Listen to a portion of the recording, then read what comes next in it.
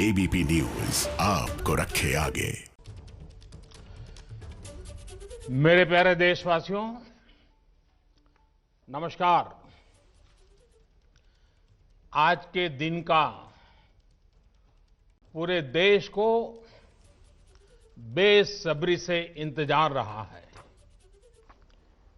कितने महीनों से देश के हर घर में बच्चे, बूढ़े, जवान सभी की जुबान पर यही सवाल था कि कोरोना की वैक्सीन कब आएगी। तो अब कोरोना की वैक्सीन आ गई है, बहुत कम समय में आ गई है। अब से कुछ ही मिनट बाद भारत में दुनिया का सबसे बड़ा टीकाकरण अभियान शुरू होने जा रहा है। मैं सभी देशवासियों को इसके लिए बहुत बहुत बधाई देता हूं। आज वो वैज्ञानिक, वैक्सीन रिसर्च से जुड़े अनेकों लोग विशेष रूप से प्रशंसा के हकदार हैं, जो बीते कई महीनों से कोरोना के खिलाफ वैक्सीन बनाने में जुटे थे, दिन रात जुटे थे। न उन्होंने त्योहार देखा है, न उन्होंने दिन देखा है, न उन्होंने रात देखी है। आमतौर पर एक वैक्सीन बनाने में बरसों लग जाते हैं, लेकिन इतने कम समय में एक नहीं, दो मेड इन इंडिया वैक्सीन तैयार हुई है। इतना ही नहीं, कई और वैक्सीन पर भी काम तेज गति से चल रहा है। ये भारत के सामर्थ्य, भारत की वैज्ञानिक दक्षता, भारत के टैलेंट का जीता जागता सबूत है। ऐसी ही उपलब्धियों के लिए राष्ट्रकवि रामधारी सिंह दिनकर जी ने कहा था, मानव जब जोर लगाता है, पत्थर पानी बन जाता है। भाइयों और बहनों, भारत का टीकाकरण अभियान बहुत ही मानवीय और महत्वपूर्ण सिद्धांतों पर आधारित है। जिसे सबसे ज्यादा जरूरी है, उसे सबसे पहले कोरोना का टीका लगेगा। जिसे कोरोना संक्रमण का रिस्क सबसे ज्यादा है, उसे पहले टीका लगेगा। जो हमारे डॉक्टर्स हैं, नर्सेस हैं, अस्पताल में सफाई कर्मी हैं, मेडिकल, पैरामेडिकल स्टाफ हैं, वो कोरोना की वैक्सीन के सबसे पहले हकदार हैं। चाहे वो सरकारी अस्पताल में हो या फिर प्राइवेट में, सभी को ये वैक्सीन प्राथमिकता पर लगेगी। इसके बाद उन लोगों को टीका लगाया जाएगा जिन पर जरूरी सेवाओं और देश की रक्षा या कानून व्यवस्था की जिम्मेदारी है। जैसे हमारे सुरक्षा बल हो गए, पुलिसकर्मी हो गए, फायर ब्रिगेड के लोग हो गए, सफाई कर्मचारी हो गए, इन सभी को ये वैक्सीन प्राथमिकता पर लगेगी। और मैंने जैसा पहले भी कहा है, इनकी संख्या करीब करीब 3 करोड़ होती है। इन सभी के वैक्सीनेशन का खर्च भारत सरकार द्वारा उठाया जाएगा। साथियों, इस टीकाकरण अभियान की पुख्ता तैयारियों के लिए राज्य सरकारों के सहयोग से देश के कोने-कोने में ट्रायल्स किए गए हैं, ड्राई रन्स हुए हैं। विशेष तौर पर बनाए गए कोविन डिजिटल प्लेटफॉर्म में टीकाकरण के लिए रजिस्ट्रेशन से लेकर ट्रैकिंग तक की व्यवस्था है। आपको पहला टीका लगने के बाद दूसरी डोज कब लगेगी, इसकी जानकारी भी आपके फोन पर दी जाएगी। और मैं सभी देशवासियों को ये बात फिर याद दिलाना चाहता हूं कि कोरोना वैक्सीन की 2 डोज लगनी बहुत जरूरी है। एक डोज ले लिया और फिर भूल गए, ऐसा गलती मत करना। और जैसा एक्सपर्ट्स कह रहे हैं, पहली और दूसरी डोज के बीच लगभग 1 महीने का अंतराल भी रखा जाएगा। आपको ये भी याद रखना है कि दूसरी डोज लगाने के 2 हफ्ते बाद ही आपके शरीर में कोरोना के विरुद्ध जरूरी शक्ति विकसित हो पाएगी। इसलिए टीका लगते ही आप असावधानी बरतने लगें, मास्क निकाल कर रख दें, 2 गज की दूरी भूल जाएं, ये सब मत करिएगा। मैं प्रार्थना करता हूं, मत करिएगा। और मैं आपको एक और चीज बहुत आग्रह से कहना चाहता हूं। जिस तरह धैर्य के साथ आपने कोरोना का मुकाबला किया, वैसे ही धैर्य अब वैक्सीनेशन के समय भी दिखाना है।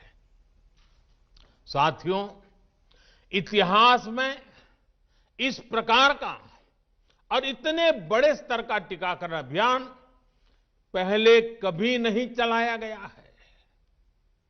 ये अभियान कितना बड़ा है, इसका अंदाज आप सिर्फ पहले चरण से ही लगा सकते हैं। दुनिया के 100 से भी ज्यादा ऐसे देश हैं जिनकी संख्या 3 करोड़ से कम है, और भारत वैक्सीनेशन के अपने पहले चरण में ही 3 करोड़ लोगों का टीकाकरण कर रहा है। दूसरे चरण में हमें इसको 30 करोड़ की संख्या तक ले जाना है। जो बुजुर्ग हैं, जो गंभीर बीमारी से ग्रस्त हैं, उन्हें वो अगले चरण में टीका लगेगा। आप कल्पना कर सकते हैं, 30 करोड़ की आबादी से ऊपर के दुनिया के सिर्फ 3 ही देश हैं, खुद भारत, चीन और अमेरिका। और कोई भी देश ऐसा नहीं है जिनकी आबादी इनसे ज्यादा हो।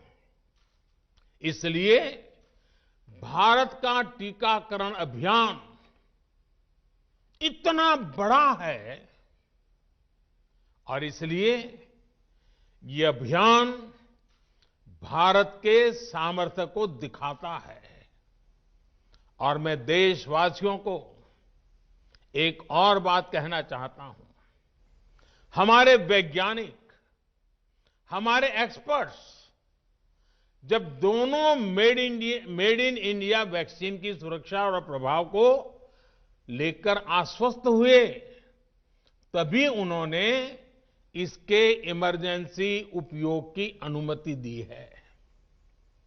इसलिए देशवासियों को किसी भी तरह के प्रोपेगेंडा, अफवाहें दुष्प्रचार से बचकर रहना है।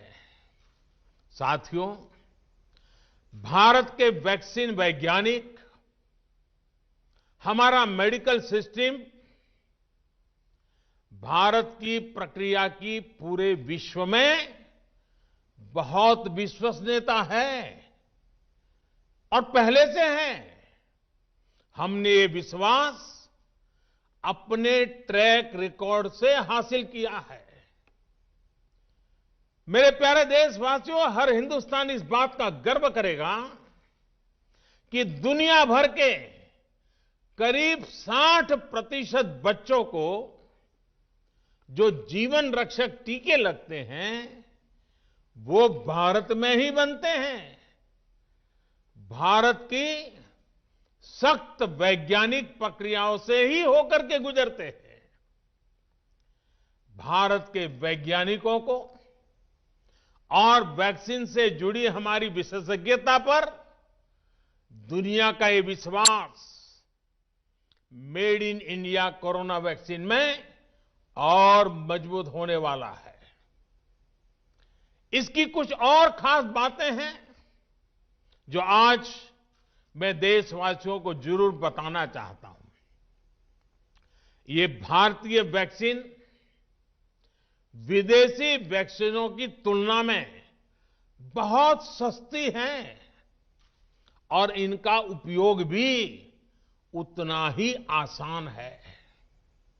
विदेश में तो कुछ वैक्सीन ऐसी हैं जिसकी एक डोज 5,000 रुपया तक में है और जिसे -70 डिग्री तापमान में फ्रीज में रखना होता है। -70 डिग्री। वहीं भारत की वैक्सीन्स ऐसी तकनीक पर बनाई गई हैं जो भारत में बरसों से ट्राइड और टेस्टेड है। ये वैक्सीन स्टोरेज से लेकर ट्रांसपोर्टेशन तक भारतीय स्थितियों और परिस्थितियों के अनुकूल है। यही वैक्सीन अब भारत को कोरोना के खिलाफ लड़ाई में निर्णायक जीत दिलाएगी। साथियों, कोरोना से हमारी लड़ाई आत्मविश्वास और आत्मनिर्भरता की रही है। इस मुश्किल लड़ाई से लड़ने के लिए हम अपने आत्मविश्वास को कमजोर नहीं पड़ने देंगे। ये प्रण हर भारतीय में दिखाई दिया है।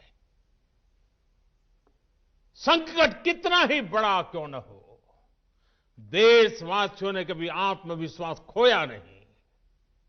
जब भारत में कोरोना पहुंचा तब देश में कोरोना टेस्टिंग की एक ही लैब थी। हमने अपने सामर्थ्य पर विश्वास रखा और आज 2300 से ज्यादा लैब्स का नेटवर्क हमारे पास है। शुरुआत में हम mask, PPE kit, testing kits, ventilators जैसे जरूरी सामान के लिए भी विदेशों पर निर्भर थे। आज इन सभी सामानों के निर्माण में हम आत्मनिर्भर हो गए हैं और इनका निर्यात भी कर रहे हैं। आत्मविश्वास और आत्मनिर्भरता की इसी ताकत को हमें टीकाकरण के इस दौर में भी सशक्त कर रहा है। साथियों, महान तेलुगु कवि श्री गुराजाड़ा अप्पा राव ने कहा था, सौंत लाभम कौंत मानुको, सौंत लाभ कौंत मानुको, पौरु गुवाडिकी तोड़ू पाड़बोए, देश मंटे मट्टी कादोई, देश मंटे मनुष्य लोय। यानी हम दूसरों के काम आए, ये निस्वार्थ भाव हमारे भीतर रहना चाहिए। राष्ट्र सिर्फ मिट्टी, पानी, कंकड़, पत्थर से नहीं बनता, बल्कि राष्ट्र का अर्थ होता है हमारे लोग। कोरोना के विरुद्ध लड़ाई को संपूर्ण देश ने इसी भावना के साथ लड़ा है। आज जब हम बीते साल को देखते हैं तो एक व्यक्ति के रूप में, एक परिवार के रूप में, एक राष्ट्र के रूप में हमने बहुत कुछ सीखा है, बहुत कुछ देखा है, जाना है, समझा है। आज भारत जब अपना टीकाकरण अभियान शुरू कर रहा है तो मैं उन दिनों को भी याद कर रहा हूं।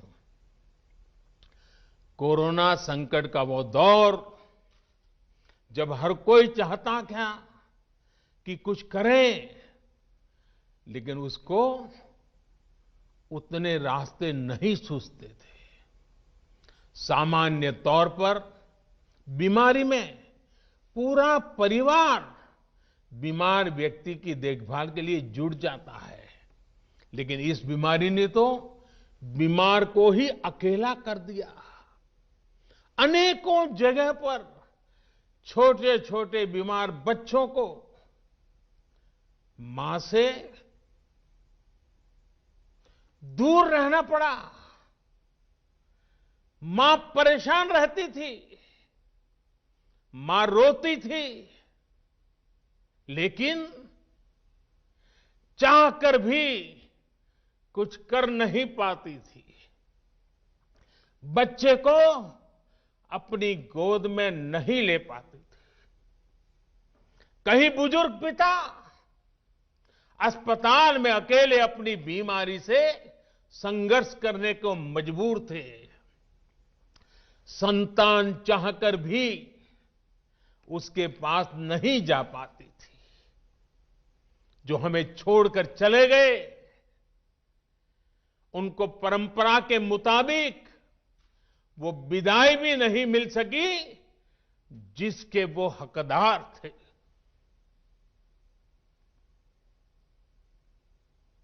जितना हम उस समय के बारे में सोचते हैं, मन सिहर जाता है, उदास हो जाता है। लेकिन साथियों, संकट के उसी समय में, निराशा के उसी वातावरण में कोई आशा का भी संचार कर रहा था। हमें बचाने के लिए अपने प्राणों को संकट में डाल रहा था। हमारे doctor, nurse, paramedical staff, ambulance driver, ASHA worker, सफाई कर्मचारी, पुलिस के साथी और दूसरे फ्रंटलाइन वर्कर्स, उन्होंने मानवता के प्रति अपने दायित्व को प्राथमिकता दी। इनमें से अधिकांश तब अपने बच्चों, अपने परिवार से दूर रहे, कई कई दिन तक घर नहीं गए।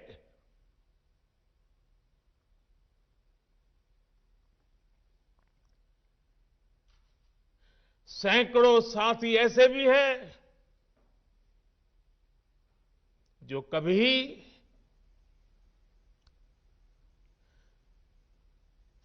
घर वापस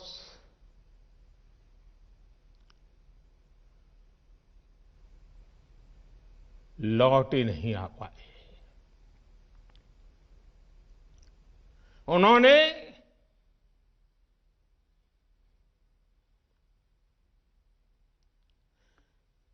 एक एक जीवन को बचाने के लिए अपना जीवन आहुत कर दिया। इसलिए आज कोरोना का पहला टीका स्वास्थ्य सेवा से जुड़े लोगों को लगाकर एक तरह से समाज अपना ऋण चुका रहा है। ये टीका उन सभी साथियों के प्रति कृतज्ञ राष्ट्र की आदरांजलि भी है। भाइयों और बहनों, मानव इतिहास में अनेक विपदाएं आई, महामारियां आई, भीषण युद्ध हुए, लेकिन कोरोना जैसी चुनौती की किसी ने कल्पना नहीं की थी। ये एक ऐसी महामारी थी जिसका अनुभव ना तो साइंस को था, ना ही सोसाइटी को था। तमाम देशों से जो तस्वीरें आ रही थी, वो खबरें आ रही थी, वो पूरी दुनिया के साथ साथ हर भारतीय को विचलित कर रही थी। ऐसे हालात में दुनिया के बड़े बड़े एक्सपर्ट्स भारत को लेकर तमाम आशंकाएं जता रहे थे। लेकिन साथियों, भारत की जिस बहुत बड़ी आबादी को हमारी कमजोरी बताया जा रहा था, उसको ही हमने अपनी ताकत बना दिया। भारत ने संवेदनशीलता और सहभागिता को लड़ाई का आधार बनाया। भारत ने 24 घंटे सतर्क रहते हुए, हर घटनाक्रम पर नजर रखते हुए सही समय पर सही फैसले लिए। 30 जनवरी को भारत में कोरोना का पहला मामला मिला, लेकिन इसके 2 सप्ताह से भी पहले भारत एक हाई लेवल कमिटी बना चुका था। पिछले साल आज का ही दिन था जब हमने बाकायदा सर्वेलांस शुरू कर दिया था। 17 जनवरी 2020 वो तारीख थी जब भारत ने अपनी पहली एडवाइजरी जारी कर दी थी। भारत दुनिया के उन पहले देशों में से था जिसने अपने एयरपोर्ट्स पर यात्रियों की स्क्रीनिंग शुरू कर दी थी।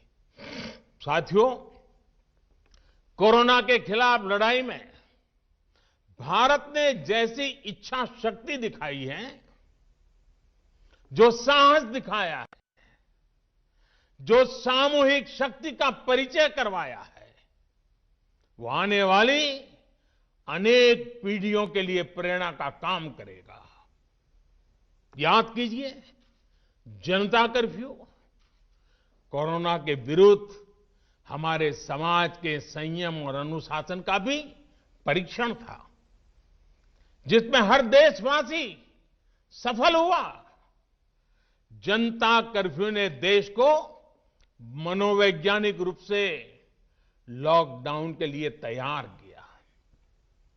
हमने ताली, थाली और दिया जलाकर देश के आत्मविश्वास को ऊंचा रखा। साथियों, कोरोना जैसे अनजान दुश्मन जिसके एक्शन रिएक्शन को बड़े बड़े सामर्थ्यवान देश नहीं भांप पा रहे थे, उसके संक्रमण को रोकने का सबसे प्रभावी तरीका ही यही था कि जो जहां है वो वहीं रहे। इसलिए देश में लॉकडाउन का फैसला भी किया गया। यह निर्णय आसान नहीं था। इतनी बड़ी आबादी को घर के अंदर रखना असंभव है, इसका हमें एहसास था। और यहां तो देश में सब कुछ बंद होने जा रहा था, लॉकडाउन होने जा रहा था। इसका लोगों की रोजी रोटी पर क्या प्रभाव पड़ेगा, अर्थव्यवस्था पर क्या प्रभाव पड़ेगा, इसका आकलन भी हमारे सामने था। लेकिन देश ने जान है तो जहान है के मंत्र पर चलते हुए प्रत्येक भारतीय का जीवन बचाने को सर्वोच्च प्राथमिकता दी। और हम सभी ने ये देखा है कि कैसे तुरंत ही पूरा देश, पूरा समाज इस भावना के साथ खड़ा हो गया। अनेकों बार छोटी छोटी लेकिन महत्वपूर्ण चीजों की जानकारी देने के लिए मैंने भी अनेक बार देशवासियों के साथ सीधा संवाद किया। एक तरफ जहां गरीबों को मुफ्त भोजन की व्यवस्था की गई, तो वहीं दूध, सब्जी, राशन, गैस, दवा ऐसी जरूरी चीजों की सुचारू आपूर्ति सुनिश्चित की गई। देश में व्यवस्थाएं ठीक से चलें, इसके लिए गृह मंत्रालय ने 24/7 कंट्रोल रूम शुरू किया, जिस पर हजारों कॉल्स का जवाब दिया गया, लोगों को समाधान दिया गया। साथियों, कोरोना के विरुद्ध इस लड़ाई में हमने कदम कदम पर दुनिया के सामने उदाहरण प्रस्तुत किया है। ऐसे समय में जब कुछ देशों ने अपने नागरिकों को चीन में बढ़ते कोरोना के बीच छोड़ दिया था, तब भारत चीन में फंसे हर भारतीय को वापस लेकर आया। और सिर्फ भारत के ही नहीं, हम कई दूसरे देशों के नागरिकों को भी वहां से वापस निकाल करके लाए। कोरोना काल में वंदे भारत मिशन के तहत 35 लाख से ज्यादा भारतीयों को विदेशों से भारत लाया गया। मुझे याद है, एक देश में जब भारतीयों को टेस्ट करने के लिए मशीनें कम पड़ रही थी, तो भारत ने पूरी टेस्टिंग लैब यहां से वहां भेज करके उसको वहां सजाया, लगाया, ताकि वहां से भारत आ रहे लोगों को टेस्टिंग की दिक्कत ना हो। साथियों, भारत ने इस महामारी से जिस प्रकार से मुकाबला किया, उसका लोहा आज पूरी दुनिया मान रही है। केंद्र और राज्य सरकारें, स्थानीय निकाय, हर सरकारी संस्थान, सामाजिक संस्थाएं कैसे एकजुट होकर बेहतर काम कर सकते हैं, ये उदाहरण भी भारत ने दुनिया के सामने रखा। इसरो, डीआरडीओ, फौज से लेकर किसानों और श्रमिकों तक सभी एक संकल्प के साथ कैसे काम कर सकते हैं, ये भारत ने दिखाया है। 2 गज की दूरी और मास्क है जरूरी, उस पर फोकस करने वालों में भी भारत अग्रणी देशों में रहा। भाइयों और बहनों, आज इन्हीं सब प्रयासों का परिणाम है कि भारत में कोरोना से होने वाली मृत्यु की दर कम है और ठीक होने वालों की दर बहुत अधिक है। देश के कई जिले ऐसे हैं जहां एक भी व्यक्ति को हमें कोरोना की वजह से खोना नहीं पड़ा। इन जिलों में हर व्यक्ति कोरोना से ठीक होने के बाद अपने घर पहुंचा है। बहुत से जिले ऐसे भी हैं जहां बीते 2 सप्ताह से कोरोना संक्रमण का एक भी केस नहीं आया है, जहां तक कि लॉकडाउन के से प्रभावित अर्थव्यवस्था की रिकवरी में भी भारत दुनिया में आगे निकल रहा है। भारत उन गिने चुने देशों में है जिसने मुश्किल के बावजूद दुनिया के 150 से ज्यादा देशों में जरूरी दवाएं और जरूरी मेडिकल सहायता पहुंचाई। पैरासीटामोल हो, हाइड्रोक्सी क्लोरोक्विन हो, टेस्टिंग से जुड़ा सामान हो, भारत ने दूसरे देश के लोगों को भी बचाने की हर संभव कोशिश की। आज जब हम अपनी वैक्सीन बना ली है, तब भी भारत की तरफ दुनिया आशा और उम्मीद की नजरों से देख रही है। हमारा टीकाकरण अभियान जैसे जैसे आगे बढ़ेगा, दुनिया के अनेक देशों को हमारे अनुभव का लाभ मिलेगा।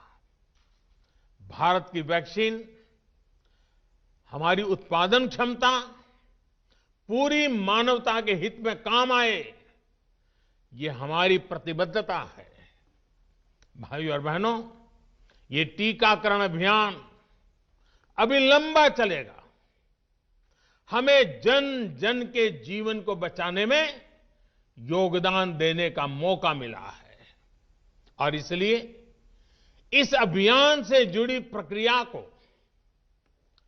उस प्रक्रिया का हिस्सा बनने के लिए भी देश में वॉलेंटियर आगे आ रहे हैं। मैं उनका स्वागत करता हूं और भी अधिक वॉलेंटियर्स को मैं अपना समय इस सेवा कार्य में जोड़ने के लिए जरूर आग्रह करूंगा। हां, जैसा मैंने पहले कहा, मास्क, 2 गज की दूरी और साफ सफाई ये टीके के दौरान भी और बाद में भी जरूरी रहेंगे। टीका लग गया तो उसका अर्थ ये नहीं कि आप कोरोना से बचाव के दूसरे तरीके छोड़ दें। अब हमें नया प्रण लेना है। दवाई भी, कड़ाई भी। दवाई भी, कड़ाई भी। आप सभी स्वस्थ रहें, इसी कामना के साथ इस टीकाकरण अभियान के लिए पूरे देश को बहुत बहुत शुभकामनाएं देता हूं। देश के वैज्ञानिकों का, रिसर्चर्स का, लैब में जुड़े हुए सब लोगों का, जिन्होंने पूरे साल एक ऋषि की तरह अपनी लैब में जीवन खपा दिया और ये वैक्सीन देश और मानवता को दी है। मैं उनको भी विशेष रूप से अभिनंदन करता हूं, उनका आभार व्यक्त करता हूं। मेरी आप सबको बहुत बहुत शुभकामनाएं हैं। आप जल्द इसका लाभ उठाएं, आप भी स्वस्थ रहें, आपका परिवार भी स्वस्थ रहें, पूरी मानव जात इस संकट की घड़ी से बाहर निकले और स्वस्थता हम सबको प्राप्त हो। इसी एक कामना के साथ आप सबका बहुत बहुत धन्यवाद।